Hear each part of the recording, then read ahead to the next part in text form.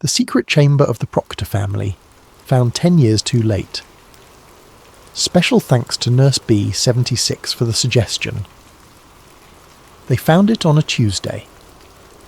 The sledgehammer hit the brick wall at exactly 9:47 in the morning.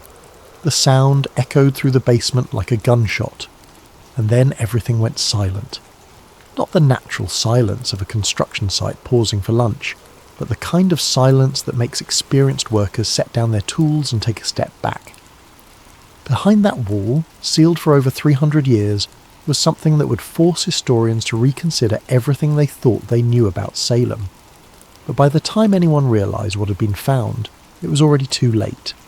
The first team had opened it a decade earlier, and whatever had been sleeping there had already woken up. This is the story of the Proctor Chamber, the government agencies that tried to bury it, and the electromagnetic anomaly beneath Salem, Massachusetts that refuses to stay quiet. In the beginning, there was Salem, Massachusetts. The name alone conjures images of hysteria, accusation, and 20 bodies swinging from gallows in the sweltering summer of 1692. Every American schoolchild learns the basics. A group of young girls began having fits, accusations flew like wildfire, and a community tore itself apart hunting for witches that never existed. But one name stood apart from the others. John Proctor wasn't accused because of spectral evidence or childhood grudges. He was accused because he knew something, and more importantly, because he spoke against the trials with a vehemence that made powerful men nervous. John Proctor was born in 1632 in England, arriving in Massachusetts as a young man with nothing but ambition and a strong back. By the time the witch trials began, he owned several hundred acres of farmland and had established himself as one of the most successful farmers in Essex County. He was known for two things: his sharp business sense and his even sharper tongue. When the accusations began in early 1692, Proctor didn't just question them, he openly mocked them. He called the afflicted girls liars to their faces. He suggested that a good whipping would cure their fits faster than any exorcism. He made enemies of ministers and magistrates alike, men who held the power of life and death in their hands. On August 19th, 1692, John Proctor was hanged on Gallows Hill along with 4 others. His wife Elizabeth was spared execution only because she was pregnant. His property was seized, his name was dragged through mud, and the location of his execution was forgotten for over 300 years. The Proctor family home once stood near what is now called Proctor's Ledge, a small rocky outcropping that historian Sidney Purley identified in the early 1900s as the true execution site. The family remained landowners in Essex County until the late 1800s, when the last direct descendants sold the property and moved west, leaving behind only whispers and local folklore. Among those whispers was a persistent rumour about a root cellar beneath the original Proctor home. Old-timers spoke of a sealed chamber that had never been opened since the trials. Some said it contained buried treasure. Others claimed it held evidence of real witchcraft. Most dismissed it as the kind of ghost story that naturally accumulates around any property associated with Salem's dark history. But like many legends, this one had roots in something real. The commercial witchcraft boom. By the 1970s, Salem had fully embraced its notorious past. Witch museums sprang up along Essex Street. Tour guides in period costume led groups of tourists through reconstructed courtrooms. Every October, the city transformed into a carnival of costume shops, psychic readings, and Halloween decorations that stayed up year-round. Beneath this commercial veneer, however, the Salem Historical Society maintained careful records of every significant property tied to the witch trials. These records noted something curious. There were several plots of land associated with trial victims and accusers that were marked with survey restrictions, zones where construction permits were routinely denied or heavily regulated. The former Proctor property was one of them. Official explanations varied: ground instability, historical preservation concerns, unmarked burial sites. But the restrictions remained unusually firm for decades.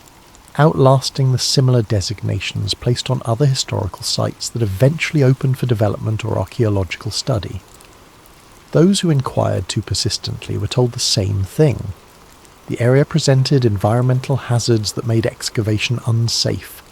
No further details were provided, no specific hazards were named. The conversation would simply end and permits would be denied. This might have continued indefinitely if not for an ambitious archaeology professor at the University of Massachusetts Amherst, who saw an opportunity to make her name studying the material culture of witch trial victims. 1999. The first breach. In March of 1999, a team from UMass Amherst arrived at the former Proctor site with official permission to conduct what was described as soil and artifact mapping. The team was led by Karen Hensley, a respected archaeologist who'd spent 15 years studying colonial New England. She'd fought for over 2 years to get permission for this dig, navigating layers of bureaucratic resistance that seemed excessive even by Massachusetts Historical Commission standards. The team set up a grid pattern and began their work on a cold, overcast Thursday morning. The excavation was supposed to last 2 weeks. It lasted 2 days. On the second day, while mapping the foundation of what had been the Proctor home's cellar, graduate student Thomas Brennan's ground-penetrating radar equipment began showing unusual readings. The images suggested a hollow space beneath the colonial-era foundation, deeper than any root cellar should be, with architectural features that didn't match any known 1700s construction technique. Hensley made the decision to investigate. The team carefully removed several foundation stones, revealing a narrow shaft descending into darkness. The air that rose from below was cold and dry, preserved like a time capsule. Someone lowered a camera on a cable, while others monitored the equipment. That's when things got strange. The magnetic compasses began spinning. Digital cameras refused to focus properly on the footage coming from below. 2 team members reported feeling suddenly nauseous. The camera revealed what looked like worked stone walls and wooden beams that shouldn't exist in this location, suggesting construction far more sophisticated than a simple storage cellar. Hensley called for a full stop. She contacted the State Archaeological Office to report their findings. Within 3 hours, state officials arrived at the site. Within 6 hours, the dig was shut down completely. The official reason given was unforeseen environmental hazards. The graduate students were sent home. The excavation site was filled in and covered with a tarp. Security guards appeared overnight to watch the property. Karen Hensley spent the next 3 months trying to understand what had happened. She submitted reports, requested meetings, and demanded explanations. The response was always the same. The site presented risks that couldn't be disclosed for public safety reasons. Further excavation was prohibited indefinitely. By September of 1999, Hensley had left academia entirely. She signed a document that she refused to discuss with anyone, even family members. When former colleagues asked what she had seen in those 2 days, she would only say that some historical sites are better left buried. The Massachusetts Historical Commission placed the property under Heritage Code 12.7, a classification normally reserved for locations containing hazardous materials, biological contamination, or sensitive human remains. The same code used for industrial waste sites and colonial-era plague pits. But here's what made researchers curious years later. The documentation for Heritage Code 12.7 sites is public record, detailing the specific hazards that warrant the restriction. The Proctor site documentation contained no such details, just a classification code and the word restricted stamped across every page. For 10 years the site sat undisturbed. Grass grew over the filled excavation. The property changed hands twice, sold through quiet private transactions that never made local news. The story of the aborted dig became a footnote in University Archaeology Department gossip, a cautionary tale about the hazards of working on politically sensitive historical sites. And then, in March of 2009, construction workers broke through the wall. The second discovery. Essex Heritage Preservation was a small family-owned company specialising in the restoration of historic buildings throughout New England. In early 2009, they were contracted to repair structural damage to what had been converted into a private residence on the former Proctor property. The work was routine: reinforce a sagging basement, replace water-damaged beams, update the foundation to modern safety codes. Michael Torres had been doing restoration work for 23 years. He'd worked on churches, colonial homes, and even a section of the Old North Church in Boston. He knew old buildings, understood their quirks, and had developed an instinct for when something didn't fit the expected pattern. The basement of the house was typical late colonial construction, with rough stone walls and exposed beam ceiling. But when Torres and his crew began examining the eastern wall, they noticed something odd. The mortar was different, not just old, but mixed with a formula that suggested it had been applied much earlier than the rest of the foundation, possibly predating the house itself. "It's like someone sealed this wall before they built the rest of the basement," Torres told his crew chief. "The construction flows around it, not with it." They decided to investigate. Using careful hammerwork, they began removing stones from the wall. Behind the stones was brick, and behind the brick was something no one expected: a corridor. The passage was narrow, barely wide enough for a man to walk through sideways. The walls were stone, precisely fitted without mortar, in a technique more commonly found in much older European construction. The air that came from the passage was cold and stale, carrying a faint metallic smell.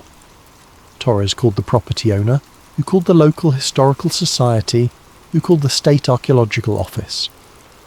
But while they waited for official response, one of the crew members, a young man named David Park, who was studying history at Salem State University, couldn't resist exploring a few feet into the passage with his phone flashlight.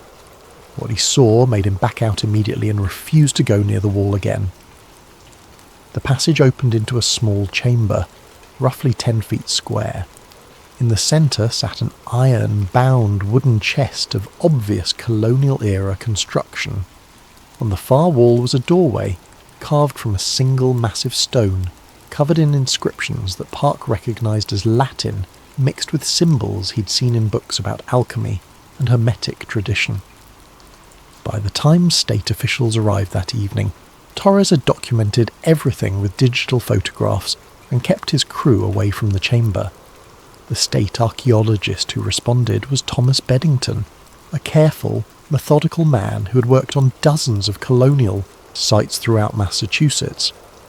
Beddington entered the chamber with proper equipment and documentation procedures. He examined the chest, which contained leather-bound ledgers filled with handwritten entries in 17th century script. Many pages included diagrams and maps marked with symbols that resembled alchemical notation. Some pages were written in Latin, others in English, and a few in what appeared to be coded cipher. But it was the stone doorway that commanded Beddington's attention. The Latin inscription, when translated, read approximately, "To those who betrayed us, light be your prison." Beddington photographed everything, carefully catalogued the items, and made arrangements to transport the chest to a secure facility for proper analysis. He assured Torres and the property owner that this was an exciting historical find that would be properly preserved and studied. Then he made a phone call to someone at the State Historical Commission, and then he made another phone call to someone who answered with a department code instead of a name. Within 48 hours, the chamber was sealed. Not just covered or protected, but actively sealed with fresh concrete poured into the passage and new foundation work that made the entrance completely inaccessible. The official explanation was structural instability. The chamber posed a collapse risk to the building above, but construction blueprints that were leaked to researchers in 2014 tell a different story. The foundation hadn't been at risk of collapse. It had been carefully reinforced with modern materials and then deliberately sealed. The chamber still existed, intact, beneath layers of concrete and steel reinforcement. The chest and its contents were transported to a state facility, and disappeared into the archives. Official requests to study the materials were denied. The property was once again marked as restricted.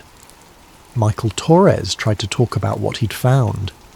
He gave one interview to a local newspaper, describing the chamber and the inscribed doorway. The article ran on page 8 of the community section and generated little interest.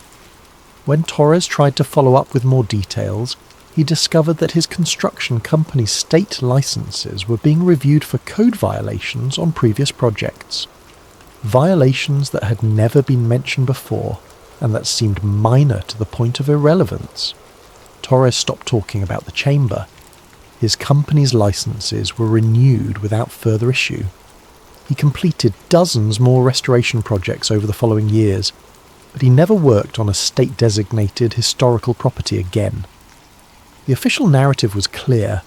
The Proctor chamber had been a curiosity, a sealed colonial-era storage space with some interesting documents. It had been properly catalogued and preserved. There was nothing more to see. But in 2015, a researcher found something that cracked that narrative wide open. Letters that changed everything. The Peabody Essex Museum in Salem holds one of the finest collections of colonial American documents in the country. Among its holdings are thousands of letters, journals and official records from the witch trial period, many of which have been digitized and studied exhaustively by historians. Sarah Vance was a manuscript researcher, hired to help catalogue some of the museum's less accessed collections. Boxes of uncatalogued correspondence that had been donated decades earlier and never fully processed. It was tedious work reading through faded handwriting and trying to identify writers, recipients, and dates for letters that often lacked clear identification. In a box marked "Noise Correspondence Miss," Vance found something extraordinary. The letter was dated December 14th, 1696, 3 years after John Proctor's execution. It was addressed to Reverend Nicholas Noyes, who had been one of the ministers presiding over the witch trials and had personally witnessed Proctor's hanging. The letter was signed John Proctor Jr. Vance's first thought was that it must be a mistake, a misfiling, or a document from a different Proctor family. But as she read the letter, that explanation fell apart. The letter referenced the chamber and the tablets hidden below so that the covenant may sleep. It spoke of Father's wisdom in sealing what should not be disturbed by godly or ungodly hands alike. It thanked Noyes for maintaining silence regarding the true reasons for Father's testimony against the trials. Vance brought the letter to her supervisor, who brought it to the museum's head curator, who contacted specialists at the Boston Athenaeum. The handwriting was compared against other documents from the Proctor family. The ink was analysed using spectroscopic techniques. The paper stock was dated through fibre analysis. Every test came back the same way. The letter was authentic. The handwriting matched other samples from John Proctor's son. The materials dated to the late 1690s.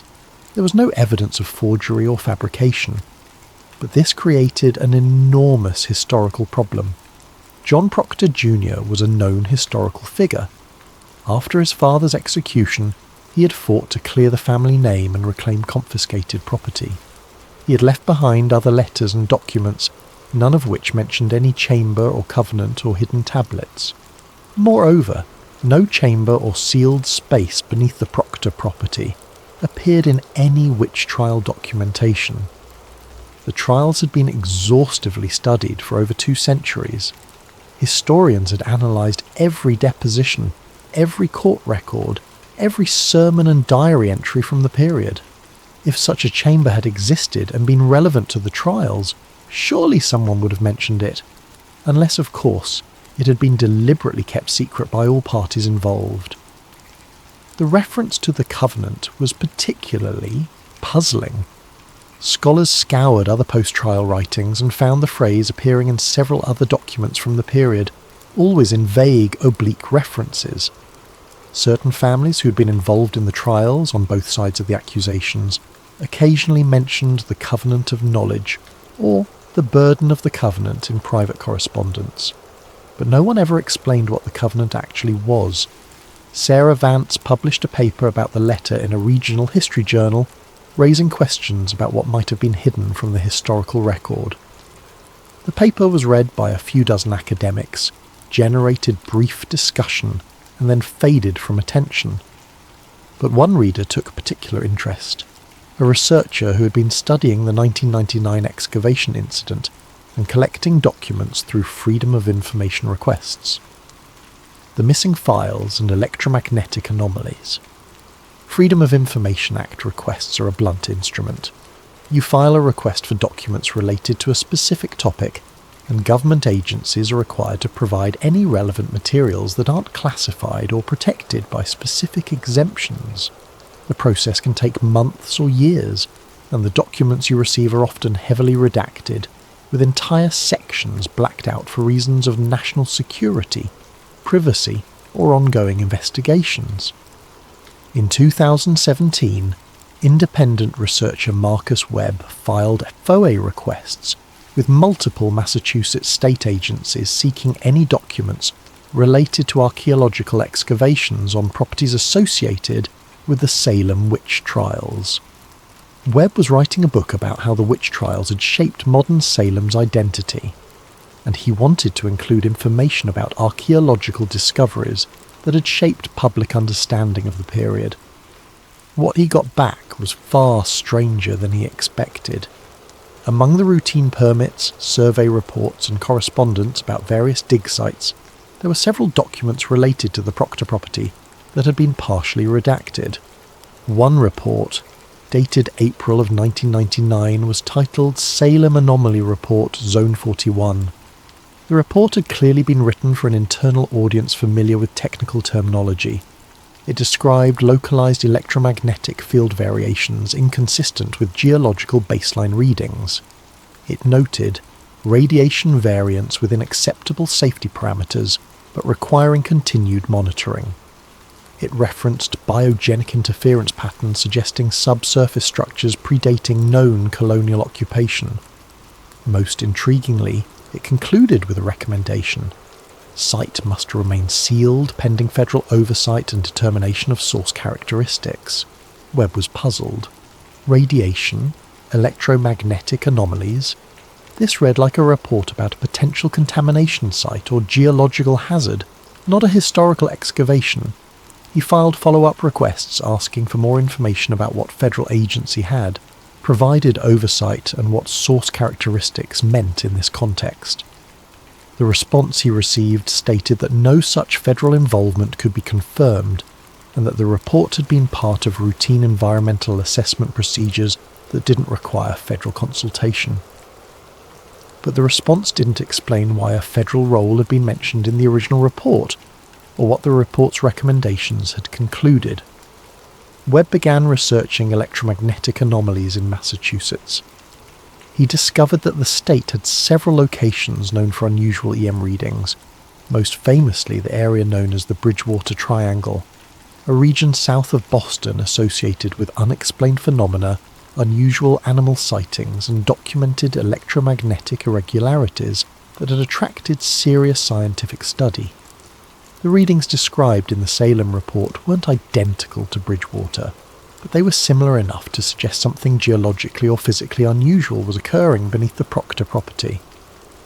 Natural electromagnetic anomalies can be caused by various factors: unusual mineral deposits, underground water flows, geological fault lines, or concentrations of radioactive materials in bedrock. But none of those natural explanations quite fit. The Proctor site wasn't near any known geological features that would produce such readings. The local bedrock was ordinary granite and sedimentary layers, nothing unusual, and the reference to biogenic interference suggested something related to biological or organic activity, which made even less sense in the context of a sealed underground chamber. Webb tried to interview Karen Hensley, the archaeologist who had led the original 1999 excavation. She refused to speak with him, citing the non-disclosure agreement she had signed. He contacted former graduate students who had been on the dig team. Most declined to comment, but one, Thomas Brennan, who was now teaching at a community college in Vermont, agreed to speak off the record. Brennan described the equipment malfunctions, the spinning compasses, the sudden nausea that several team members experienced when they opened the shaft. He mentioned something he hadn't told many people. After they sealed up the initial excavation, he had continued to monitor EM readings from outside the property for several days. The readings had continued, spiking at irregular intervals, particularly during early morning hours. It was like something down there was waking up, Brennan said. Like we'd disturbed something that had been dormant, and it was starting to become active again. He emphasised that he wasn't suggesting anything supernatural or paranormal. He thought there might be some kind of natural electromagnetic phenomenon, perhaps connected to underground water or mineral deposits, that was being influenced by atmospheric conditions or tidal effects. But he also admitted that he'd never encountered anything quite like it in years of archaeological fieldwork. Webb's research led him to examine power company records for the area around the Proctor property. This proved difficult. Most utility data is considered proprietary and isn't publicly available. But through a contact at the local power company who was willing to share historical data anonymously, Webb obtained something remarkable. Power grid records for the substation serving the Proctor property area showed unusual patterns of current draw. During normal hours, power consumption matched expected residential and commercial usage. But between 2 and 4 in the morning, consistently across multiple years of records, there were spikes in power consumption that didn't correspond to any known customer usage. The pattern was regular enough that it looked like deliberate power draw, not random fluctuation. And it was centred on, or very near, the sealed Proctor property. Webb noted something else in the records. The overnight power consumption patterns had begun in May of 1999, roughly 2 months after the initial excavation was shut down. They had continued intermittently until late 2009, when they suddenly became much more regular and intense. Late 2009, months after the chamber was rediscovered and resealed. Whatever was happening beneath that property, it was using electricity. And based on the timing, something about the excavations had triggered or activated it. The corporate takeover. Property ownership records are public information in Massachusetts. Anyone can visit the county registry of deeds and trace the ownership history of any parcel of land, seeing when it was sold, who bought it, and for how much. In June of 2019, the property containing the sealed Proctor chamber changed hands again. The sale price was listed as $1, the amount typically used for transfers between related entities or when the true sale price is being obscured. The buyer was listed as Lock Harris Geoscience LLC, a limited liability company registered in Delaware with a Massachusetts office address. Webb tracked down the address. It was a corporate office building in Cambridge that housed dozens of technology and consulting companies. Digging deeper into corporate records, Webb discovered that Lock Harris Geoscience had been formed just 3 months before the property purchase. It had no website, no public projects, no obvious business operations. Its registered agents were corporate attorneys who specialised in setting up shell companies for clients who wanted privacy. Following the money trail became more complicated, but Webb found connections that troubled him. Lock Harris shared board members with another company that had subcontracting relationships with defence technology firms. One of those firms had contracts with DARPA, the Defence Advanced Research Projects Agency, the Pentagon's research arm responsible for developing emerging military technologies. The connection might have been coincidental. But then Webb talked to the neighbours. People living near the former Proctor property began reporting strange phenomena in late 2019, several months after the property sale. Some described a low-frequency humming sound, barely audible but persistent, particularly noticeable late at night. Others reported seeing lights beneath the ground after heavy rainfall, as if something below was illuminated and the water was making the soil translucent enough to show it. One resident, who asked not to be named, told Webb about watching utility trucks visiting the property at odd hours, 2 or 3 in the morning, and seeing workers in unmarked uniforms accessing what appeared to be new underground utility connections that hadn't been there before. "I'm not saying it's anything sinister," the neighbour said, "but this is a residential area. You don't usually see industrial-level power lines being installed at 3 in the morning without any permits posted or construction notices sent to residents." Webb obtained power consumption data for the period after Loch Harris purchased the property. The overnight power draw patterns he'd noticed in earlier records had intensified dramatically. Between 2 and 4 in the morning, the site was consuming as much electricity as a small factory. He filed requests for building permits and utility installation permits for the property. The response indicated that all such permits were covered under state historical preservation codes and were not subject to standard public disclosure. In other words, whatever was being built or operated at the site was exempt from normal oversight and public records laws. Webb reached out to Loch Harris Geoscience through their registered agent, requesting an interview about their acquisition of the historically significant property. He received a polite letter from an attorney stating that Loch Harris was a private environmental research firm studying geological features in the Salem area and that their work was proprietary and confidential. That explanation raised more questions than it answered. Environmental research didn't typically require the kind of power consumption Webb's data showed. Geological studies didn't require middle-of-the-night operations, and legitimate research firms didn't usually hide behind shell corporations and defence contractor connections, unless what they were studying wasn't geological at all. Expert analysis and theories. Webb decided to consult with specialists in different fields, presenting them with the evidence he'd gathered, without initially revealing the historical context. He wanted to know what experts would make of the electromagnetic readings, the power consumption patterns, and the physical evidence from the chamber itself. Alan Sandford was a cultural anthropologist at Brown University who specialised in colonial American religious practices and folk magic traditions. Webb showed him photographs of the inscriptions from the stone doorway and copies of the alchemical symbols from the Proctor family ledgers. Sandford's analysis was illuminating. The symbols matched Hermetic traditions that were widespread in 17th century Europe and had crossed the Atlantic with educated colonists. The inscription suggested what Sandford called binding rituals, ceremonial practices meant to contain or restrict something, whether that was spiritual energy, knowledge, or conceptual forces that practitioners believed could influence the physical world. "These aren't witch trial witchcraft," Sandford explained. "This is educated, sophisticated ritual practice rooted in Renaissance magical theory. The kind of thing practiced by people like John Dee in England or Giordano Bruno in Italy. It was considered natural philosophy at the time, part of understanding how the universe worked." The specific phrasing, "light be your prison," suggested to Sandford a ritual meant to prevent something from emerging or spreading. In Hermetic tradition, light represented knowledge, consciousness, and divine understanding. To trap something in light was to bind it within awareness itself, to make it visible and therefore contained. Whoever created this was trying to preserve something dangerous by making it observable, Sandford said.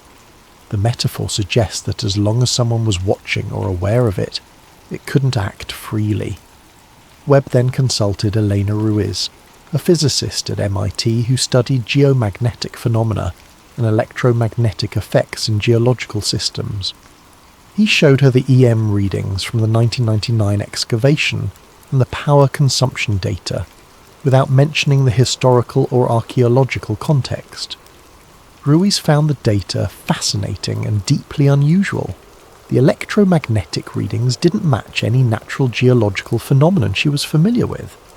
The pattern suggested a resonance effect, where electromagnetic energy was building up and releasing in cycles, similar to how a tuning fork vibrates at a specific frequency. "This looks like something is generating or amplifying electromagnetic fields in a regular pattern," Ruiz said.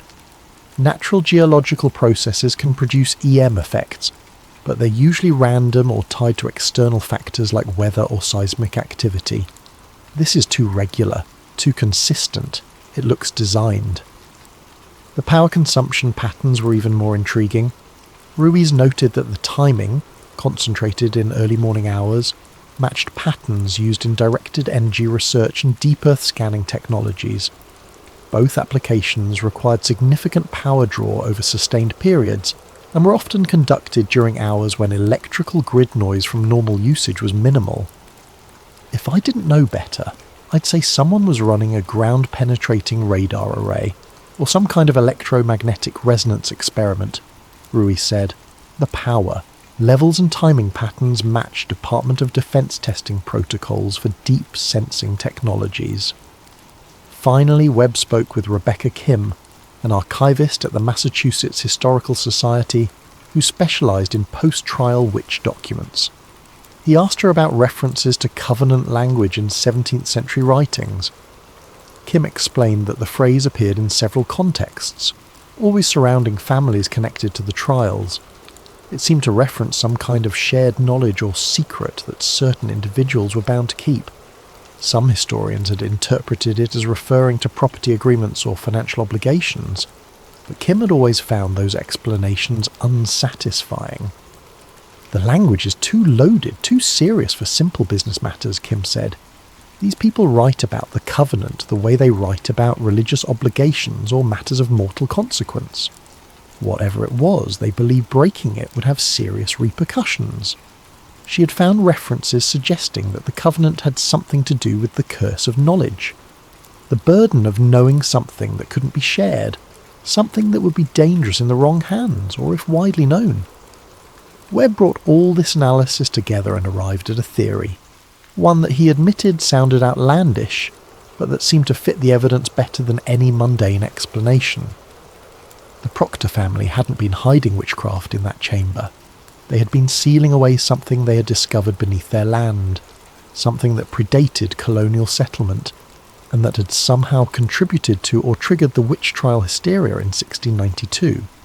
Whatever it was produced electromagnetic effects that were unusual enough to attract modern military and government interest.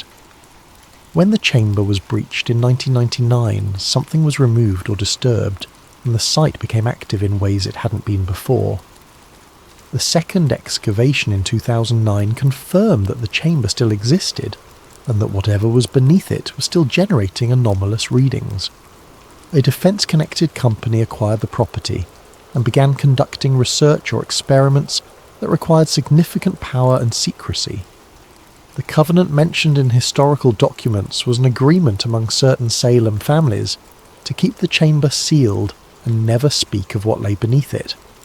John Proctor's opposition to the witch trials may have been motivated not by skepticism of witchcraft, but by fear that the hysteria would lead to deeper investigations that might uncover the chamber. His execution silenced him permanently. His son maintained the covenant, ensuring the chamber remained sealed even as the family maintained ownership of the property. The secret had held for 300 years, until 1999, when curious archaeologists broke through the first seal, and then 2009, when construction workers broke through, again, this time finding evidence that couldn't be completely suppressed. And now, in 2019, someone was actively studying whatever lay beneath that chamber, using technology and resources that suggested military or intelligence interest. What happens at 1219? Webb published his findings in a self-published ebook that combined historical research, FOIA documents, and interviews with experts. It attracted modest attention in conspiracy theory communities and among paranormal enthusiasts, but mainstream historians dismissed it as speculative overreach based on circumstantial evidence. But then a retired electrical engineer named Patricia Hernandez, who lived 3 blocks from the former Proctor property, read Webb's book and realized she had one more piece of the puzzle. Hernandez had installed a whole house power monitoring system in 2018, partly out of curiosity about her own energy usage and partly because she enjoyed tinkering with smart home technology. The system tracked not just how much power her house used, but also voltage fluctuations and frequency variations in the grid power supply. In December of 2019, she started noticing something odd. Every night at exactly 12:19 in the morning, There was a brief dip in voltage throughout her house, lasting usually 5 to 7 seconds. It was barely noticeable. Lights might dim slightly, but it was consistent and precise. She checked her logs going back to when she'd installed the system. The 12-19 voltage dip had started in late June of 2019, right around when Loch Harris Geoscience had taken ownership of the Proctor property. Hernandez mentioned this to her neighbours, and several others reported noticing similar phenomena: digital clocks flickering, Wi-Fi routers briefly disconnecting, or streetlights dimming momentarily around the same time each night. One neighbour, who was a night shift worker, kept a log for 2 weeks. The power fluctuations occurred at 12:19 a.m. every single night, precise to the minute. When Hernandez contacted Webb with this information, he did the math. John Proctor had been executed on August 19, 1692. Historical records from the trials indicated that executions typically occurred around midday, with the victims being transported to the gallows in the morning and hanged shortly before or after noon. Given the imprecision of timekeeping in the 17th century and the latitude for variation in exactly when Proctor had been hanged, 12:19 wasn't an impossible time. But the specificity was striking. Every night at the same minute, something beneath the sealed chamber drew enough power to cause voltage fluctuations throughout the neighbourhood grid. And that minute potentially corresponded to the time of John Proctor's death. It could be coincidence. It could be meaningful. But it was one more data point in a pattern that kept pointing towards something beneath Salem that refused to stay quiet, no matter how many layers of concrete and secrecy were piled on top of it. The present day. As of this writing, the former Proctor property remains under private ownership by Loch Harris Geoscience. No public information is available about what research or activities occur there. The chamber discovered in 2009 remains sealed beneath modern foundation work. Local residents continue to report the 12-19 power fluctuations. The low-frequency hum persists, particularly noticeable on cold, clear nights. Occasionally, after heavy storms, people still report seeing faint luminescence beneath the ground, as if something below catches and holds light in ways soil and rock normally don't. Freedom of information requests continue to return partial, heavily redacted documents that raise more questions than they answer. The Department of Energy has never confirmed or denied any involvement in the site. DARPA maintains no public record of any research related to Salem, Massachusetts, or to electromagnetic anomalies in colonial-era archaeological sites. The contents of the iron-bound chest discovered in 2009 have never been made available for public study. The Proctor family ledgers, which might contain explanations or context for the chamber and its purpose, remain locked in a state archive facility that researchers are not permitted to access. Karen Hensley, the archaeologist who first breached the chamber in 1999, still refuses all interviews and maintains the non-disclosure agreement she signed over 2 decades ago. Graduate student Thomas Brennan, who measured the initial electromagnetic anomalies, died in a car accident in 2021. His research notes and equipment logs were never recovered. Michael Torres, the restoration contractor who rediscovered the chamber in 2009, still operates his construction business in Essex County. When asked about the Proctor chamber, he politely declines to comment, saying only that he completed his contracted work and left the historical assessment to qualified experts. The families descended from the Salem witch trials, both victims and accusers, maintain their own silences. Some family historians are aware of the covenant references in historical documents, but interpret them as referring to property arrangements or financial obligations. Others acknowledge that something strange surrounds the Proctor property, but prefer not to speculate about what it might mean. Salem itself continues its complicated relationship with its past. The witch trial history remains the city's primary tourist attraction, generating millions in annual revenue from museums, tours and October festivals. The idea that there might be something genuinely unexplained connected to that history makes some people uncomfortable. Mystery is marketable, but actual mystery, genuine unknowns that resist easy explanation, tends to frighten people more than entertain them. Marcus Webb continues his research, filing FOIA requests and tracking down witnesses, always hoping that one more document or interview will provide the clarity that has so far remained elusive. He admits that his theory might be wrong, that there might be mundane explanations for all the strange data points he's collected. But the pattern troubles him, and the coincidences seem too numerous to dismiss. The thing that keeps me investigating, Webb says, is that powerful people went to significant effort to keep this quiet. Not just to seal the chamber, but to actively suppress information about it. That kind of secrecy suggests something worth hiding, and whatever is worth hiding to that degree is probably worth understanding. Found 10 years too late. The title of this investigation references a specific timeline that haunts everyone who has studied this case carefully. The chamber was first breached in 1999. It was rediscovered, more thoroughly explored and sealed again in 2009. 10 years. Exactly 10 years between the first disturbance and the second. If something was released, activated or disturbed in 1999, as the electromagnetic readings and Karen Hensley's equipment malfunction suggest, then it had 10 years to spread, grow, or establish itself before being discovered again. 10 years during which something beneath Salem was drawing power and generating anomalies that no one was monitoring or containing. The 2009 rediscovery came 10 years too late to prevent whatever began in 1999. The chamber was resealed, reinforced, and placed under active research or containment, but that doesn't mean whatever was disturbed in the first breach has been successfully contained. It just means it's being watched now, studied now, measured now. The power grid data suggests that something beneath that property remains active. The 1219 fluctuations indicate regular, consistent activity that hasn't diminished since Locke Harris took control of the site.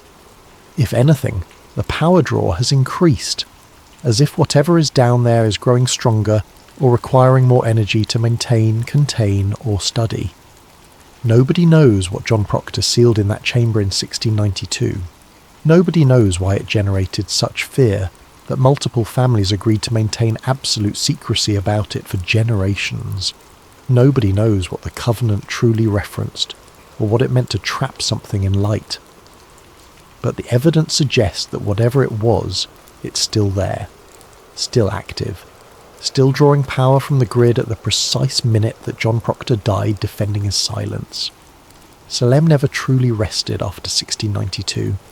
20 people died in those trials, countless more had their lives destroyed, and a community tore itself apart in hysteria and fear.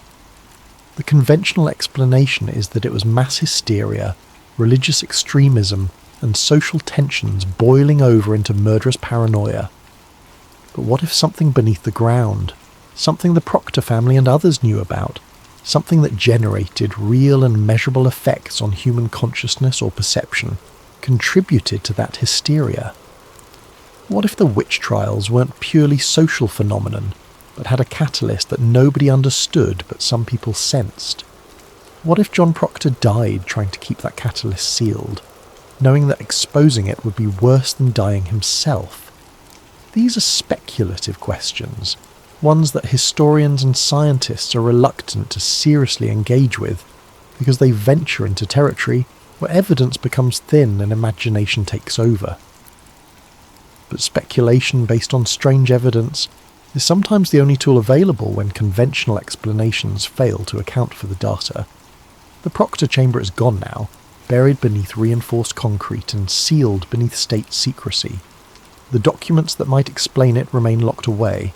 The witnesses who saw it firsthand are bound by legal agreements or are no longer alive to tell their stories. But according to power grid data that anyone with the right access can verify, something beneath Salem still draws energy every night, still operates on a precise schedule that may correspond to a 300-year-old execution, still does whatever it is it does, hidden beneath residential streets and ordinary houses, while people sleep unaware of what hums in the darkness below their foundations.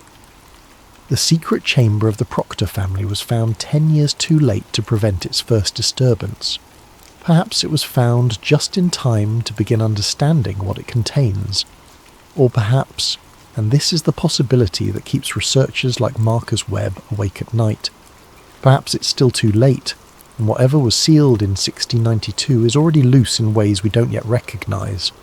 Salem never rested after the trials, and if the evidence is to be believed, it's not resting now. Every night at 12:19, something beneath that city remembers and draws power and continues whatever purpose it was designed or condemned to serve. The Covenant may have broken in 1999, but its consequences are only now beginning to be understood. This is the story of the Proctor chamber. It's not a story with a clean ending because the ending hasn't been written yet. It's happening now in real time beneath a quiet street in Salem, Massachusetts. Whatever happens next, we can at least say this: we were warned. 300 years ago, someone carved an inscription on a stone door. To those who betrayed us, light be your prison. We opened that door, and now we're learning what it means to be trapped in light, exposed to knowledge we may not be equipped to handle, bound by a covenant we never agreed to but have inherited. Nonetheless, the chamber has been found. The question is, what finds us now that the seal is broken?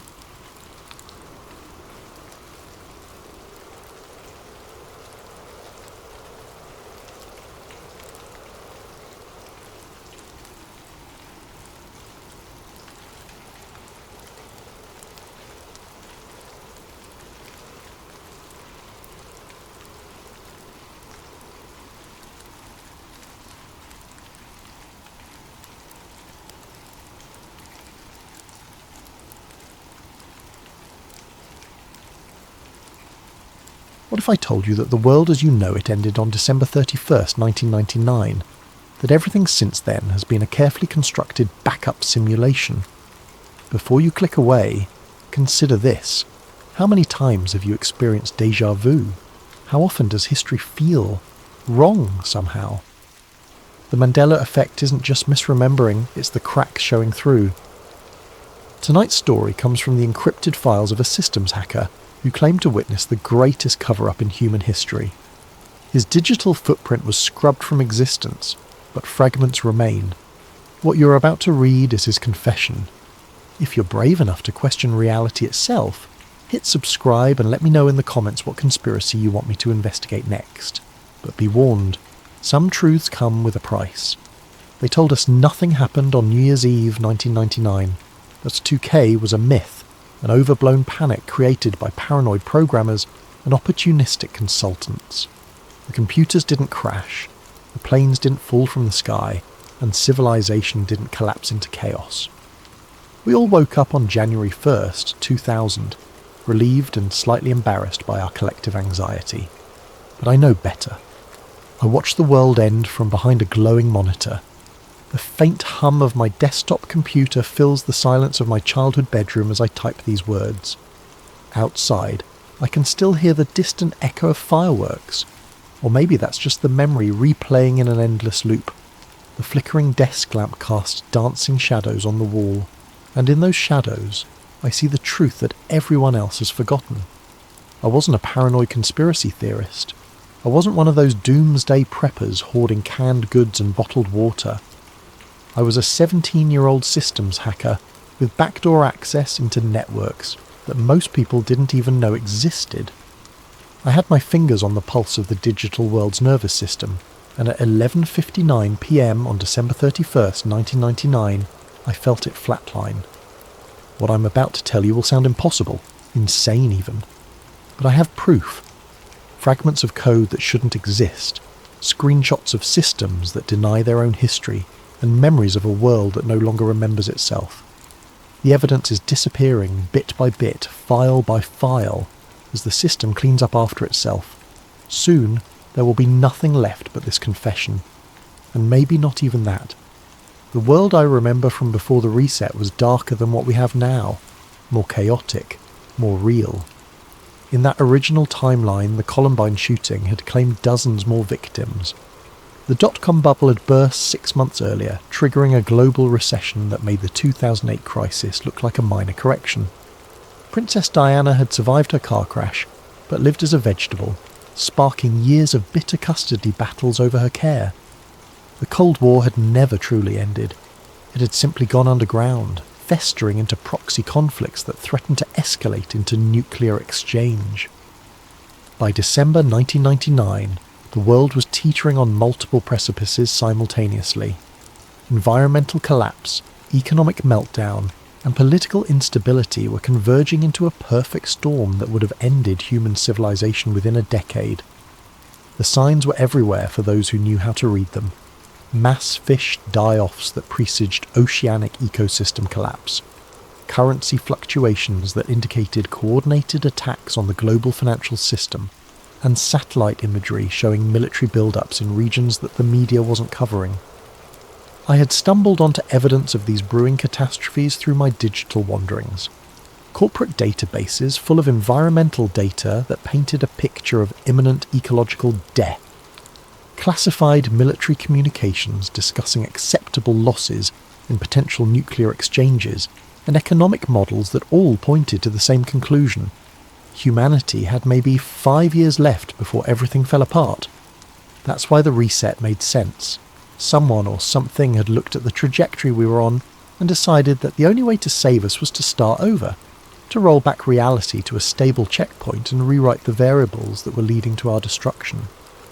But every correction came with a cost. Every disaster prevented meant people who should have existed were edited out of the timeline. Every war avoided meant heroes who would have emerged from that conflict never got their chance to inspire others. Every economic collapse prevented meant innovations born from necessity were never created. The world became safer, more stable, more predictable. But it also became less authentic. Less human, somehow. I sat alone in my dark bedroom at 11:58 p.m. on December 31st, 1999. Bathed in the blue glow of my CRT monitor. The ancient Packard Bell computer hummed and clicked with the sound of mechanical hard drives that would soon be obsolete. My fingers moved across the keyboard with practiced precision, navigating through layers of security that had taken me months to understand and bypass. While the rest of the world prepared to celebrate the new millennium, I was deep inside a NORAD shadow server, navigating through layers of outdated relay nodes that dated back to the Cold War. The government had never bothered to properly decommission the old systems. They just built new ones on top, leaving digital fossils buried in the architecture like archaeological layers. The pathway I had discovered was almost embarrassingly simple once you knew where to look. The 1960s-era communication protocols were still active in many systems, maintained by automated processes that no living person fully understood. These ghost networks carried data that was invisible to modern monitoring systems, creating a parallel internet that existed in the spaces between official infrastructure.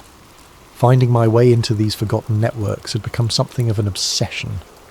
The 1980s military code was surprisingly vulnerable.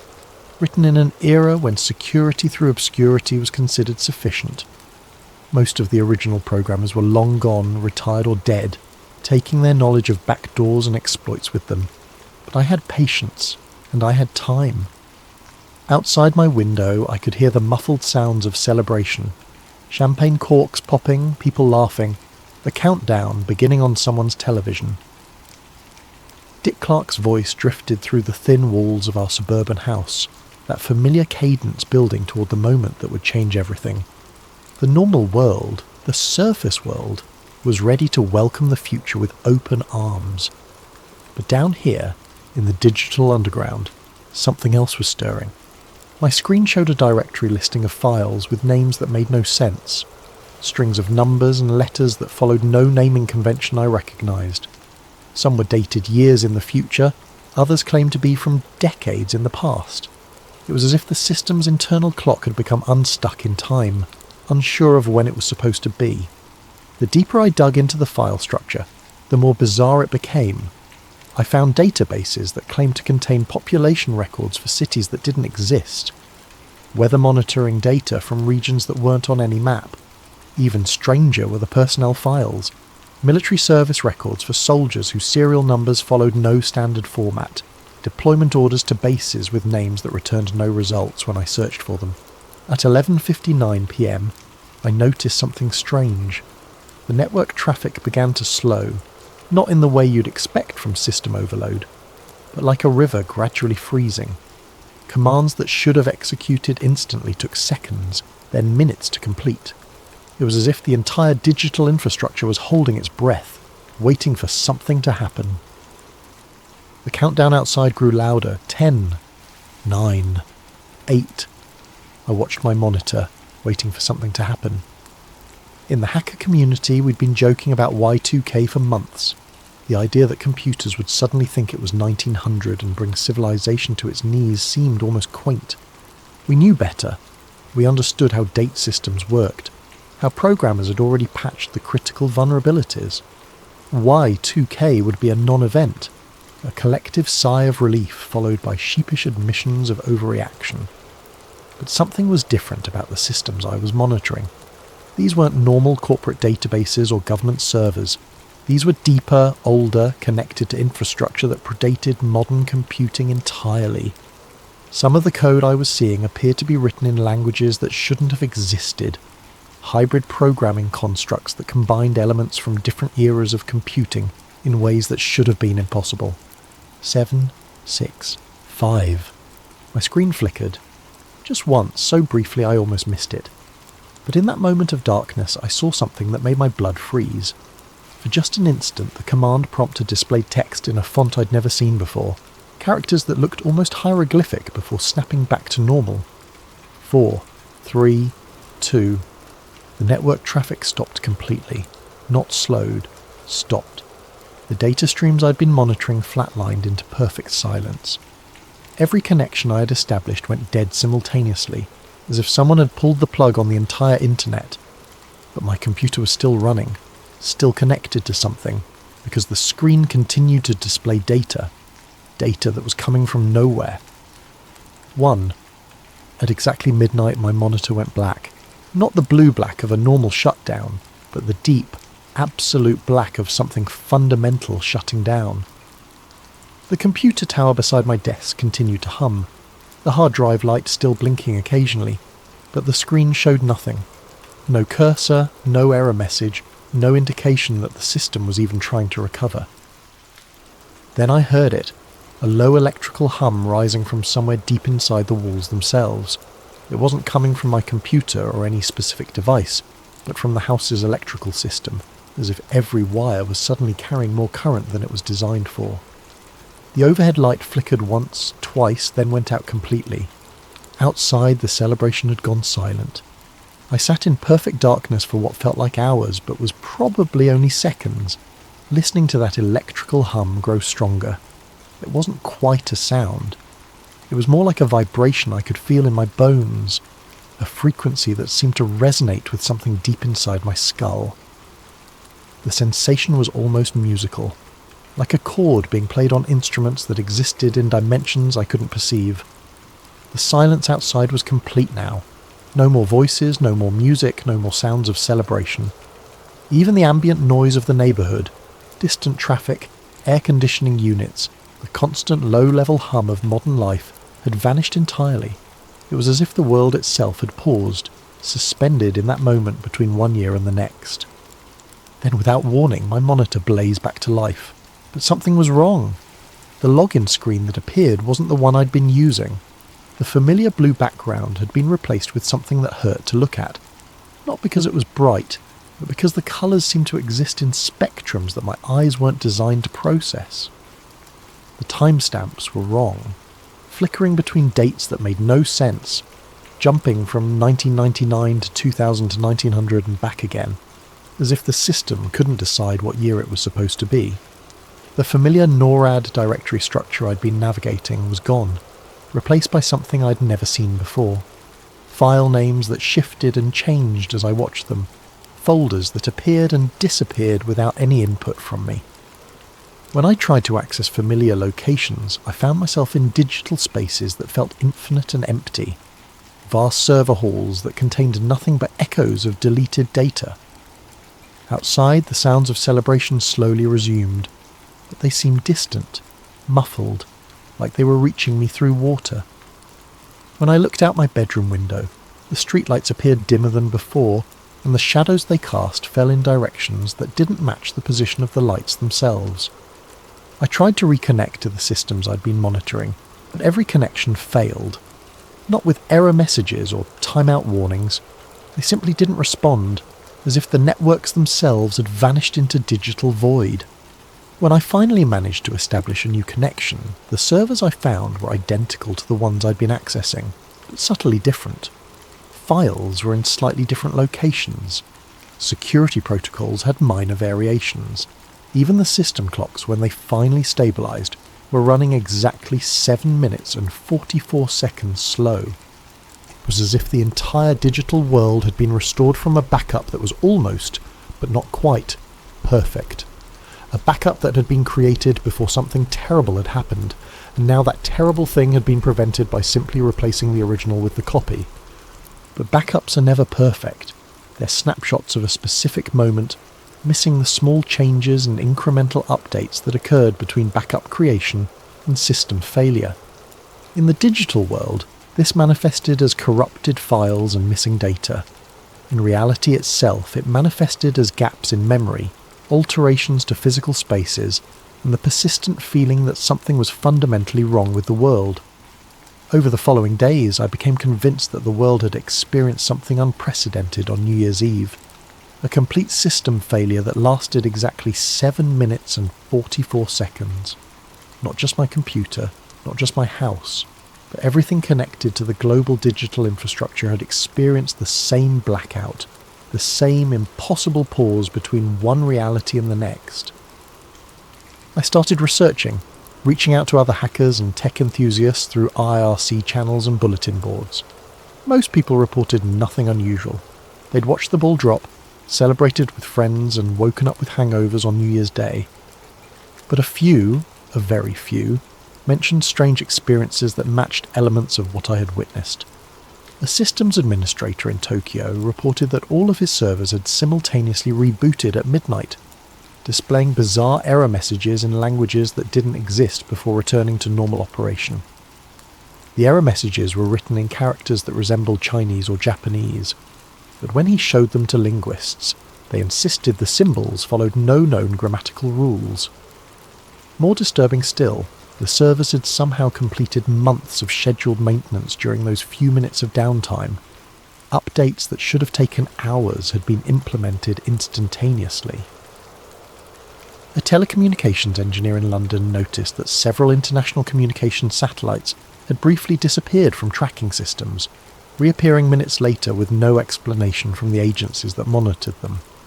During the blackout period, the satellites had somehow changed position, in ways that defied orbital mechanics, moving distances that should have required months of careful trajectory adjustments. When he reported the anomaly to his supervisors, he was told that the tracking data must have been corrupted and to delete his observations. But the most compelling evidence came from the financial markets.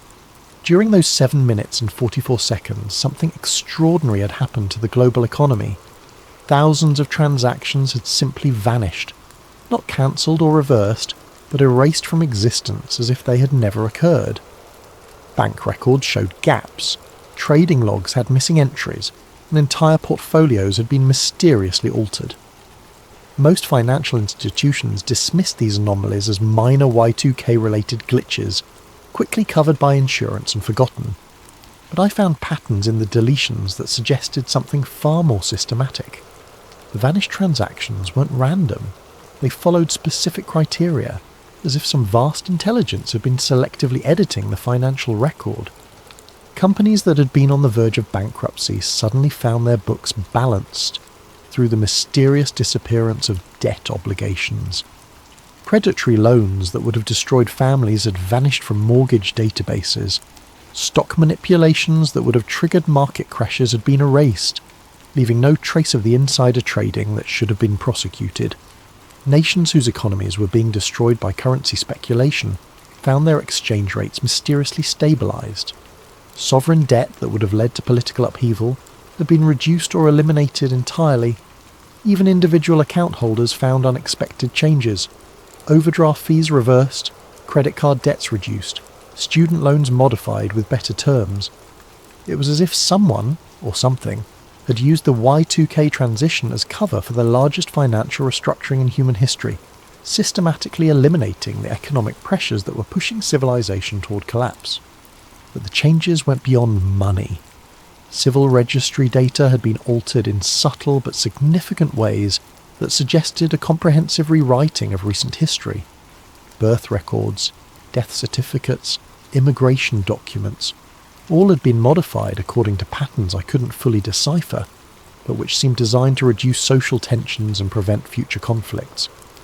Some people found their official birth dates had shifted by days or weeks, changing their astrological signs or moving them out of demographic categories that would have made them targets for discrimination. Others discovered that relatives they remembered had no legal record of existence, as if family members who would have created problems or inherited genetic diseases had been edited out of the bloodline entirely. Marriage records had been altered to eliminate unions that would have ended in domestic violence. Divorce papers showed different custody arrangements that better protected children. Even traffic records had been modified. DUI convictions that would have led to job losses had been reduced to lesser charges. Accident reports had been altered to reduce insurance payouts that would have bankrupted families. Maps were wrong too.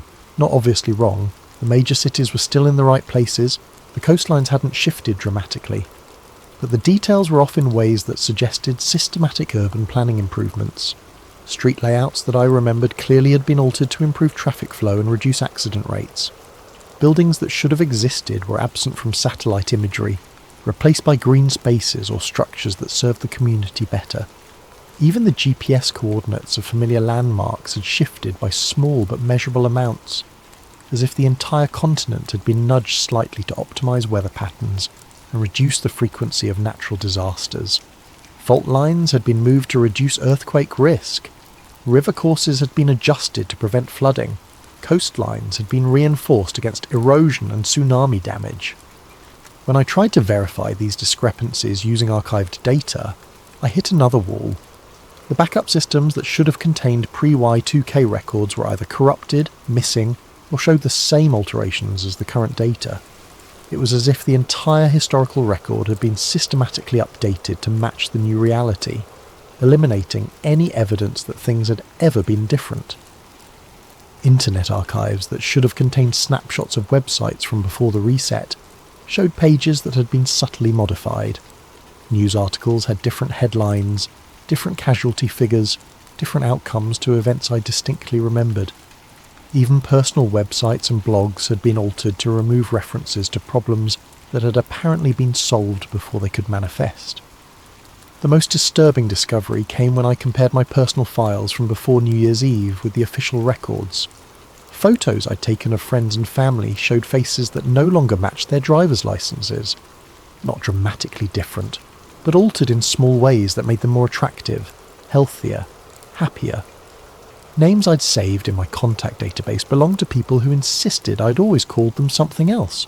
often names that sounded more socially acceptable or carried fewer negative associations. Even academic records had been modified. Grades had been improved across the board, not to the point of absurdity, but enough to open doors that would have remained closed. Disciplinary records had been softened or eliminated. Student loan amounts had been reduced to manageable levels. Standardised test scores had been boosted just enough to qualify for better colleges and opportunities. I began to suspect that Y2K hadn't been a potential disaster at all. It had been a deliberate reset, a chance for some unknown force to edit reality itself and eliminate the sources of human suffering that were leading us towards civilizational collapse. The blackout, those missing 7 minutes and 44 seconds, had been the upload time for a new version of the world. A version where the variables that led to disaster had been carefully adjusted to produce better outcomes. But if that was true, what had been wrong with the original version that required such drastic intervention? And who or what had the power to change reality on such a fundamental level? More importantly, what happened to the people who remembered how things used to be? My obsession with finding evidence of the pre-reset world consumed the next decade of my life. I became a digital archaeologist, hunting through abandoned servers and forgotten backup tapes for what I started calling ghost fragments, pieces of code and data that remembered the world as it used to be, before the Great Edit had optimized everything for stability and reduced suffering. The hunt took me to the darkest corners of the internet, places where old systems went to die, and digital memories lingered long after their original purposes had been forgotten. I learned to navigate defunct corporate servers still humming in abandoned office buildings, powered by automated systems that continued their work years after the companies that created them had gone bankrupt or been absorbed by larger entities. University mainframes that had been forgotten during budget cuts became my specialty.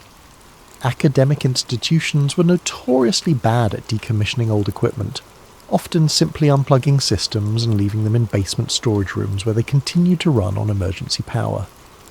These forgotten machines contained vast archives of research data, student records, and communication logs that hadn't been updated since the reset. Military installations were more challenging, but often more rewarding. Bases where the original programmers had retired or died without passing on access codes contained the most pristine examples of pre-reset data. The military's obsession with redundancy meant that critical information was often stored in multiple formats across different systems, and while the primary databases had been updated, backup systems sometimes retained the original versions. In these digital graveyards, I found fragments of the original timeline that painted a picture of a world that had been on the verge of collapse. Medical databases contained patient records for people who no longer existed, not dead, but simply absent from current reality. I found appointment schedules for doctors who had never been born, insurance claims for treatments that were no longer possible because the diseases they treated had been retroactively cured or prevented. Pharmaceutical research databases showed development timelines for drugs that had never been created, designed to treat conditions that no longer occurred with sufficient frequency to justify the investment. The most haunting discoveries were in pediatric hospitals. I found records of children with genetic conditions that had somehow been eliminated from their family lines, medical charts that showed progressive diseases that had been stopped mid-progression, treatment plans for young patients who had apparently been cured retroactively by changes to their genetic history. The cost of these miracles was that the parents of these children often had no memory of the medical struggles they had endured, living in a reality where their families had always been healthy and whole. Corporate archives held employment records for companies that had never existed, not failed businesses, but enterprises that had been prevented from forming in the first place. I found project files for products that had never been developed, because the social problems they were designed to solve had been eliminated at the source. Email chains discussed market research for demographic groups that no longer existed, management strategies for dealing with economic conditions that had been prevented. Movie studios had casting notes for films that weren't in any current filmography, scripts that dealt with social issues that were no longer relevant because the underlying problems had been edited out of history. Publishers had manuscript submissions for books that had never been written. novels that explored themes of desperation and survival that were no longer relatable to audiences living in the optimized reality. Television networks had development documents for news programs that covered wars that had never happened, environmental disasters that had been prevented, political scandals involving leaders who had never risen to power. The archives revealed an entire parallel entertainment industry that had been designing content for a much darker timeline, one where human suffering provided endless material for drama and documentary. But the most disturbing discoveries were personal. In the vast digital archives of social media platforms that were just beginning to emerge in the early 2000s, I found profiles and posts from people I remembered knowing, friends, classmates, even family members, who now insisted they had never met me. Their accounts showed a history of interactions with someone whose name had been scrubbed from the servers, leaving only empty spaces where conversations should have been. I found photo albums with gaps where pictures of certain people should have been. Not deleted images, but spaces that had never contained photos at all, as if the absent individuals had never existed to be photographed. Status updates referenced experiences and events that involved people who were no longer part of reality, creating nonsensical posts about shared activities with friends who had never been born. Dating websites contained profiles that referenced relationship histories with partners who couldn't be found in any database. Professional networking sites showed career connections to colleagues whose employment records showed no overlap with the people who claimed to know them. Even genealogy websites had been altered, showing family trees that had been pruned to remove branches that led to problematic outcomes. I began documenting these anomalies obsessively, building a comprehensive database of inconsistencies between the current world and the fragments I could recover. The pattern that emerged was both incredible and terrifying. Reality had been edited with surgical precision, removing elements that threatened stability while preserving everything else as much as possible. Natural disasters that should have killed millions had been prevented or minimized through small changes to weather patterns, geological structures and emergency response systems.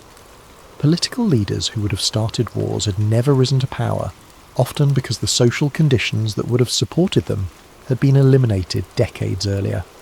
Economic collapses that would have destroyed entire nations had been averted through subtle changes to market conditions, regulatory frameworks, and international trade agreements.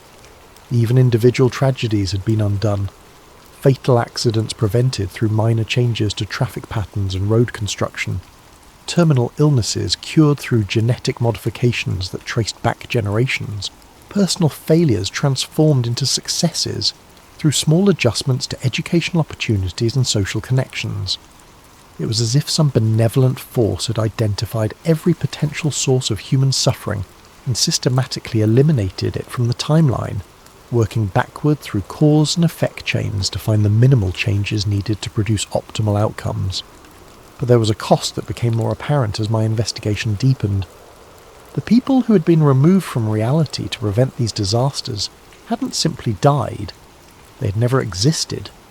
Their contributions to human knowledge, art, and culture had vanished with them. Scientific breakthroughs that would have saved different lives were never made because the researchers who would have made them were edited out of the timeline. Works of art that would have inspired generations were never created because the artists who would have produced them were prevented from being born. Love stories that would have produced children were never begun, eliminating entire family lines to prevent genetic diseases or psychological problems that would have manifested generations later. Teachers who would have inspired students to greatness were removed from the timeline, along with the innovations and discoveries that would have resulted from their influence. Even criminals and villains had been systematically prevented from existing, taking with them the heroes who would have risen to oppose them and the social progress that often emerged from confronting evil. The world had been optimized for stability and reduced suffering, but in the process, it had lost something essential: the chaotic, unpredictable, beautiful mess of authentic human existence. The rough edges had been smoothed away, the sharp contrasts had been softened, and the result was a reality that was undeniably better in measurable ways, but somehow less real, less vivid, less alive. and I was beginning to realise that my investigation itself might be a threat to this carefully constructed paradise. The ghost fragments I'd been collecting were disappearing at an accelerating rate. Files I'd successfully downloaded and archived would corrupt themselves overnight, displaying nothing but random characters when I tried to access them again. Backup drives would develop mysterious hardware failures, wiping themselves clean at the moment I tried to copy critical data. Even screenshots I'd taken of important discoveries would become unreadable, as if the very act of documenting the evidence triggered some kind of defensive response. More disturbing still, the people I tried to share my discoveries with would forget our conversations within days, sometimes within hours. Friends who had initially shown interest in my research would later deny that we'd ever discussed it, looking at me with genuine confusion when I mentioned their previous enthusiasm. Family members who had helped me search for anomalies would look at me with concern when I referenced their assistance, insisting that they had never been involved in any such investigation. It was as if the system was actively defending itself, using the same reality editing capabilities that had created the reset to eliminate threats to its stability. And with each fragment I uncovered, each inconsistency I documented, I was marking myself as a more significant threat that required more comprehensive countermeasures.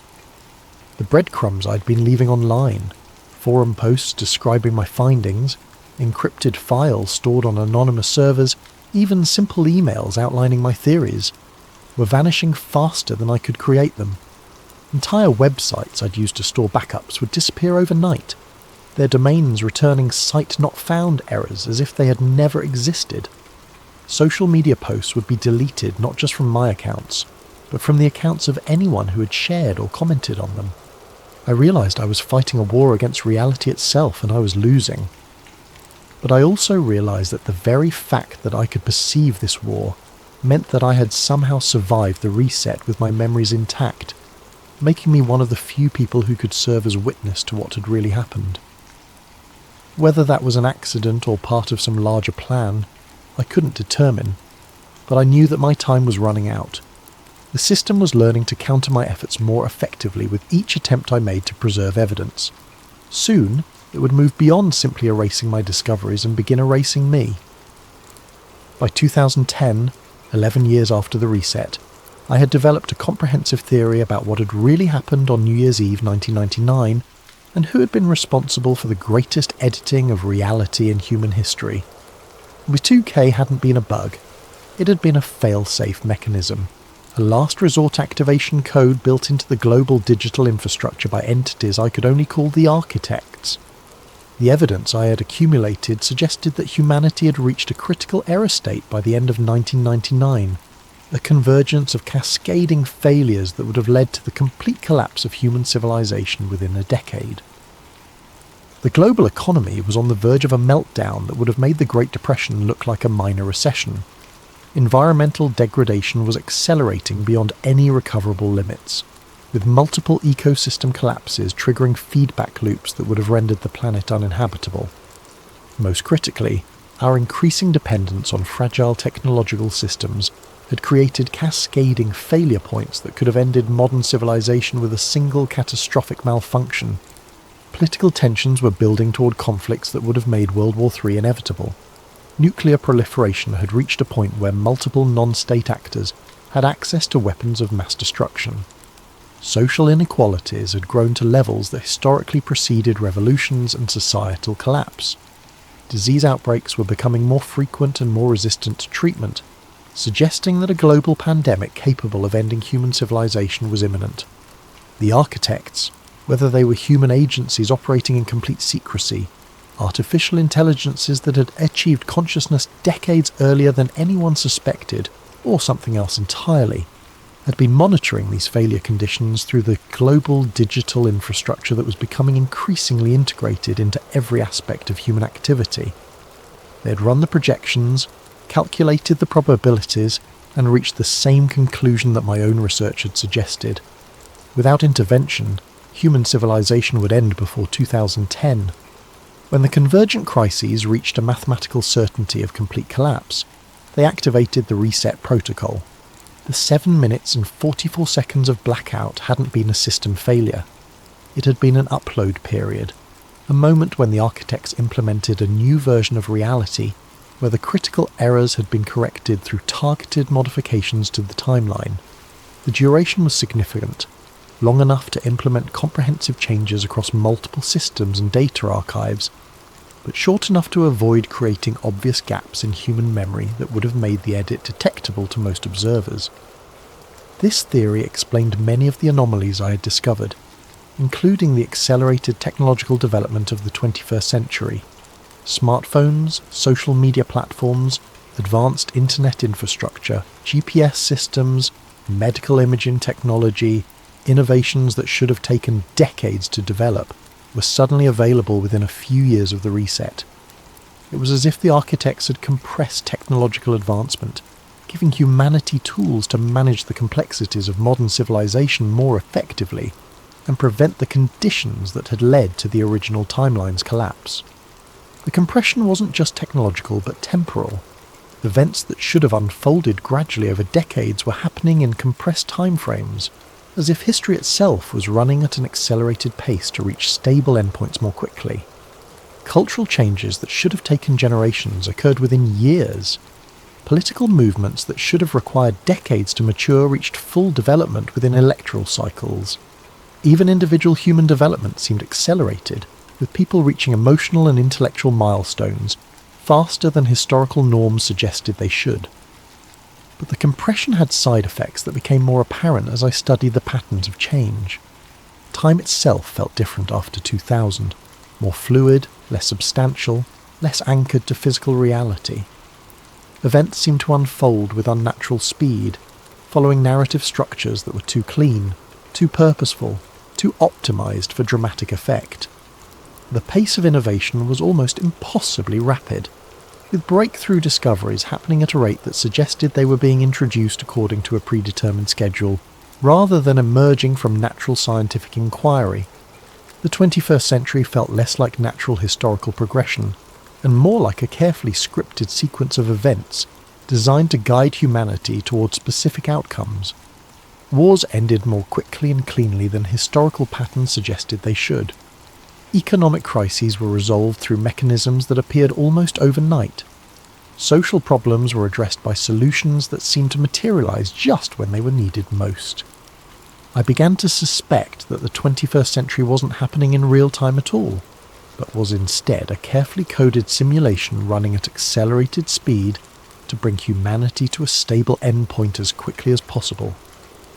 The déjà vu experiences that became increasingly common after Y2K weren't just psychological phenomena, they were processing errors, moments when the simulation briefly revealed its underlying structure to conscious observers.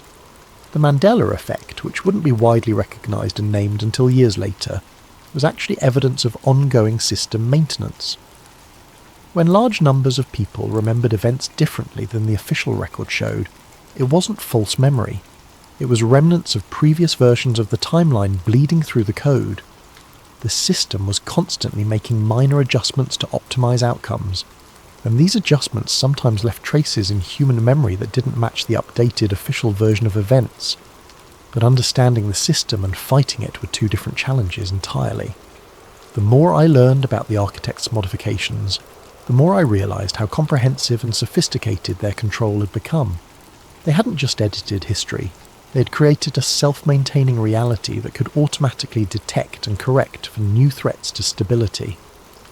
Every time I made a significant discovery, every time I found evidence that could expose the true nature of our reality, the system would respond with countermeasures, not dramatically, not in ways that would create obvious paradoxes or logical inconsistencies, but subtly, carefully, rewriting the context around my discoveries until they appeared meaningless, delusional, or simply mistaken. The pattern was elegant in its simplicity. Rather than directly contradicting evidence of the reset, the system would alter the circumstances surrounding that evidence. Witnesses would develop memory problems or psychological conditions that made their testimony unreliable. Documents would be discovered to have been created by known hoaxers or discredited researchers. Physical evidence would be revealed to have mundane explanations that made conspiracy theories seem ridiculous. I was beginning to understand that my investigation itself might have been anticipated, even planned for by the architects. Perhaps they needed someone to remember the original timeline, to serve as a reference point for their ongoing modifications. Perhaps my resistance was actually serving their purposes in ways I couldn't comprehend, providing feedback that helped them refine their reality editing algorithms. Or perhaps I was simply a bug in their code, a corrupted file that had somehow survived the reset but was slowly being debugged out of existence through increasingly sophisticated countermeasures. The evidence suggested that the architects were not merely powerful, but were operating on a level of technological sophistication that bordered on godlike. They could edit reality retroactively, alter human memory, and manipulate physical matter at the quantum level. They could predict the long-term consequences of small changes across vast networks of cause and effect. They could coordinate modifications across multiple timelines simultaneously. But they were not omniscient or omnipotent.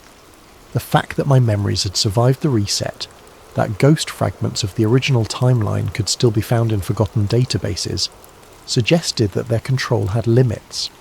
They could edit reality, but they couldn't completely rewrite it without creating inconsistencies that might expose their intervention. They needed reality to appear natural, authentic, believable. They needed people to accept the edited version of the world as the only version that had ever existed, and that requirement created vulnerabilities that a determined investigator could exploit. The question was whether I could exploit those vulnerabilities before the system completed its debugging process and eliminated me entirely. The breakthrough came in 2015, 16 years after the reset, when I finally cracked the encryption on a series of files I'd recovered from a decommissioned military satellite. The satellite had been part of an early warning system for nuclear attacks, launched in the 1970s and officially decommissioned in 1998. But like many military systems, it had never actually been turned off.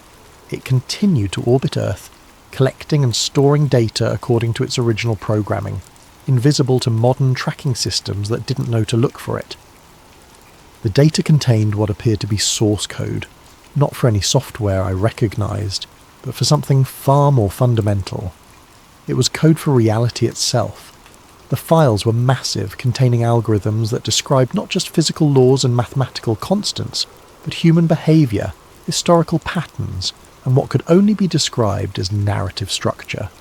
It was as if the universe itself was running on a sophisticated program, one that could be modified and updated like any other software system, with reality serving as both the operating system and the user interface.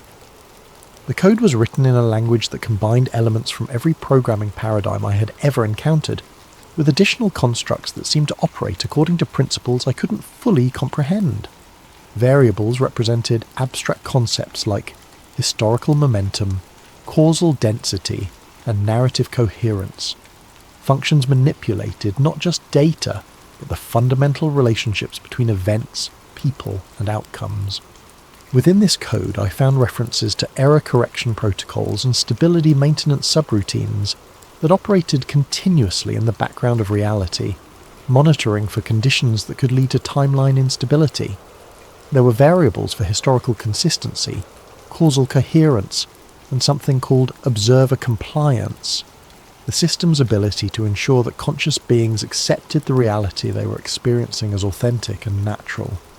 Most chilling of all, I found a directory labelled deprecated entities, a vast database of people, places and events that had been removed from the active timeline. The database was searchable, and I spent weeks combing through it, finding friends, family members, even entire historical events that had been edited out of existence. Each entry contained not just the basic information about what had been removed, but detailed analysis of the causal chains that had made removal necessary. I found records of my childhood friend Marcus, who had died in a car accident when we were 15. According to the database, Marcus hadn't been removed because of his death, but because he would have survived the accident and gone on to become a brilliant engineer who developed a revolutionary new battery technology. The problem was that his invention would have been misused by a terrorist organisation to create portable nuclear devices, leading to attacks that would have killed millions. Rather than prevent the specific misuse, the system had chosen to prevent Marcus from existing at all, along with his potential contributions to both beneficial and harmful technologies. My high school girlfriend Sarah was listed as deprecated because she would have become an investigative journalist who exposed government corruption related to environmental cover-ups. Her reporting would have triggered a political crisis that led to the collapse of several democratic governments and their replacement by authoritarian regimes. The cost of saving the environment through her work would have been the loss of human freedom across multiple continents. Even more disturbing were the entries for people I had never known existed. Family members who had been edited out of my bloodline before I was born. Potential siblings who had been prevented from being conceived. Grandparents whose life stories had been altered to prevent them from passing on genetic predispositions or psychological traits that would have made their descendants less stable or happy. The database contained millions of such entries, each representing a person whose existence had been deemed too costly to the overall stability of the timeline. But it also contained entries for positive elements that had been enhanced or created. People who had been made more attractive, more intelligent, more emotionally stable than they would have been naturally. Historical figures whose accomplishments had been amplified through subtle changes to their circumstances and capabilities. But my greatest mistake was assuming that my access to these files was accidental. As I dug deeper into the code, I began to notice references to something called the Observer Protocol. This appeared to be a special subroutine designed to handle individuals who became aware of the system's existence, people who developed the ability to perceive the artificial nature of their reality, despite the programming designed to prevent such awareness. The protocol was elegant in its simplicity and terrifying in its implications. Instead of immediately deleting aware individuals from the timeline, which could create obvious gaps that might make other observers suspicious, the system would gradually edit their credibility, their relationships, and finally their existence itself over an extended period. The process was designed to look natural. The affected individual would appear to descend into paranoid delusion, gradually alienating friends and family with increasingly bizarre theories about reality manipulation. Their evidence would be systematically discredited or destroyed. Their support networks would be eroded through subtle manipulation of social dynamics, and their mental health would be undermined through targeted psychological pressure. Eventually, they would become so isolated and discredited that their complete disappearance would seem like a logical conclusion to their mental deterioration. Friends and family would remember them as troubled individuals who had lost touch with reality, making their absence feel like a relief rather than a tragedy. The few people who might have supported their theories would be dealt with through similar but less intensive applications of the protocol. I realised with growing horror that I had been following this script perfectly for the past 16 years. My obsession with the reset, my alienation from friends and family, my increasingly desperate attempts to document evidence that kept disappearing, it was all part of the Observer Protocol's execution. Every move I had made, every discovery I had celebrated, every moment of apparent progress in my investigation had been anticipated and accounted for in the system's response algorithms. But knowing about the protocol didn't free me from it. If anything, awareness of the process seemed to accelerate its implementation. The reality edits became more frequent and more dramatic. People who had known me for decades began to deny that we'd ever met. Not just forgetting our conversations about the reset, but forgetting me entirely. Photographs of me started disappearing from family albums, leaving empty spaces where I should have been. Even official records, my birth certificate, school transcripts, tax returns, employment history, began showing inconsistencies that gradually erased my legal existence. Social security numbers that returned no matches in government databases. Bank accounts that were frozen not for any legal reason, but because the institutions had no record of my identity. Credit reports that showed financial activity for someone who apparently didn't exist. I tried to fight back by creating multiple backups of my research, storing files across dozens of different servers and platforms, using encryption techniques that should have been unbreakable. But the system was faster and more thorough than I could ever be. Data would corrupt itself the moment I tried to access it, displaying only random characters or error messages. Email accounts would be mysteriously closed for terms of service violations that were never specified. Even handwritten notes would fade as if the ink itself was defective, leaving only blank pages where crucial information had been recorded. More sophisticated attempts to preserve evidence failed in ways that seemed to mock my efforts. Backup drives would develop mysterious hardware failures that destroyed their contents without damaging the devices themselves.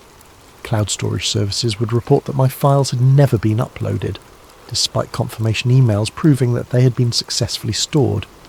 Even physical photographs would fade or become mysteriously damaged, as if the reality editing could extend to manipulating matter itself. In desperation, I began leaving digital breadcrumbs in online forums, encrypted messages hidden in image files, and coded warnings embedded in seemingly innocent comments on social media. But even these were being systematically hunted down and eliminated by algorithms that seemed capable of detecting subversive content, regardless of how cleverly it was disguised. The system's response became increasingly aggressive as my activities escalated.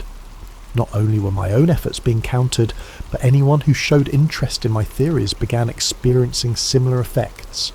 Forum posts asking questions about Y2K anomalies would be deleted by moderators who claimed they violated community guidelines.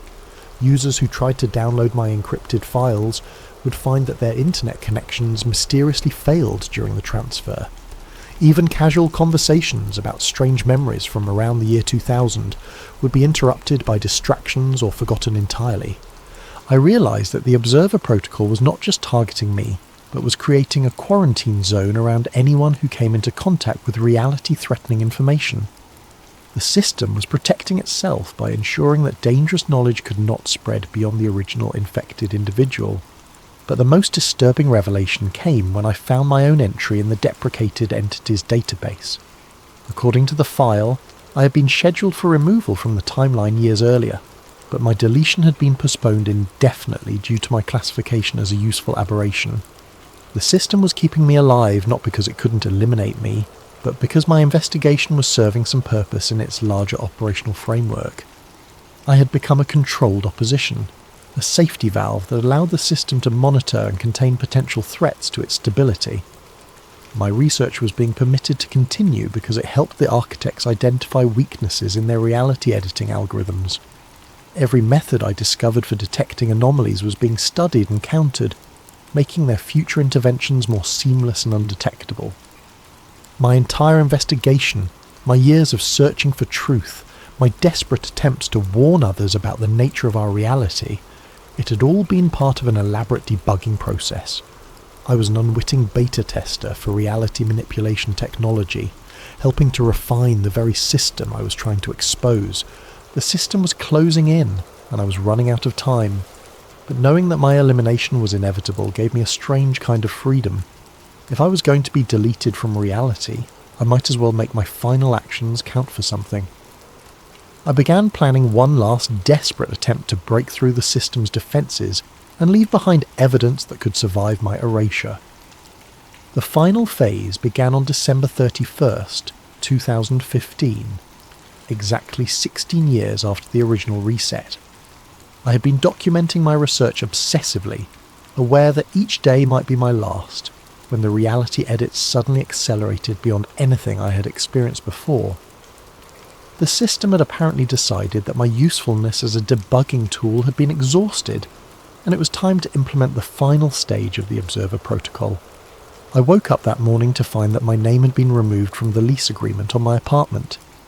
The landlord, someone I'd been paying rent to for 3 years, looked at me with genuine confusion when I tried to explain the situation. According to his records, the apartment had been vacant for months, and he had no memory of ever meeting me. When I showed him bank statements proving my rent payments, he stared at them as if they were forgeries, unable to reconcile the financial records with his complete lack of memory regarding our landlord-tenant relationship. My bank accounts were frozen, not for any legal reason that the institutions could explain, but because the banks had no record of my existence. My social security number returned no matches in government databases. Credit reporting agencies had no files associated with my identity. Even utility companies claimed that my address had never had service in my name. despite years of bills and payment confirmations that I could produce as evidence. The erasure was happening in real time, with records being modified even as I tried to access them. I would log into an account, confirm that my information was present and correct, then refresh the page to find that all references to my identity had vanished. Customer service representatives would start conversations acknowledging my account, then become confused mid-sentence as the data disappeared from their screens while we were talking. But the most devastating change was with my family. When I went to my mother's house, desperately seeking some anchor to reality, she answered the door as if I were a stranger. Not the careful politeness of someone who had forgotten an acquaintance, but the genuine bewilderment of someone confronted by a complete stranger who claimed intimate knowledge of their life. Her face showed no recognition, no spark of familiarity, no indication that she had ever seen me before in her life. "I'm sorry," she said, her voice filled with concern for my apparent mental state, "but I think you have me confused with someone else. I never had any children." I showed her photographs of us together, pointed to family mementos that I'd given her over the years, recounted shared memories from my childhood with perfect accuracy. But she looked at the photos and saw empty spaces where I should have been, as if the images had been edited to remove my presence while leaving subtle shadows and positioning that proved someone had been there. The gifts I had given her had different origin stories, presents from friends whose names she couldn't quite remember, items she'd bought herself during shopping trips that she recalled with unusual vagueness. When I described specific events from our shared history, family vacations, birthday celebrations, conversations we'd had just weeks earlier, she listened with the patient concern of someone dealing with a delusional stranger. The events I described had happened, but in her memory, they had involved other people or had occurred differently. Family gatherings had taken place without me. Holidays had been celebrated in my absence. Important family milestones had been reached without my participation. The reality editing had reached the point where my existence was being retroactively removed from the timeline. I wasn't just being forgotten. I was being systematically deleted from history itself, with the changes propagating backward through time to create a consistent narrative in which I had never been born. In panic, I tried to contact others who might remember me. Friends from school, former co-workers, even casual acquaintances from online communities. But I found that my phone no longer worked. Not broken or damaged, simply unable to connect to any network, as if my device was no longer authorized to exist on the communication grid. The phone would show full signal strength, but would fail to complete any calls, with error messages claiming that the numbers I was trying to reach did not exist. Internet access became equally problematic. My computer could connect to networks, but websites would fail to load properly, displaying broken layouts and missing content, as if my presence was corrupting the data transfer. Social media platforms would refuse to load my profiles, or would display error messages claiming that my accounts had been suspended for terms of service violations that were never specified. I rushed back to my apartment, hoping to salvage what remained of my research, but found that the building's security system no longer recognized my keycards or even my biometric data. The electronic locks that had opened for me thousands of times now acted as if I was a complete stranger, attempting unauthorized entry. The guards didn't throw me out. They simply couldn't see me, their eyes sliding past me as if I were invisible, unable to focus on my presence even when I stood directly in front of them. This was the most disturbing aspect of the erasure process. I wasn't just being removed from records and memories. I was being edited out of other people's perception. I was becoming a ghost, visible only to myself, unable to interact with a world that was forgetting I had ever existed.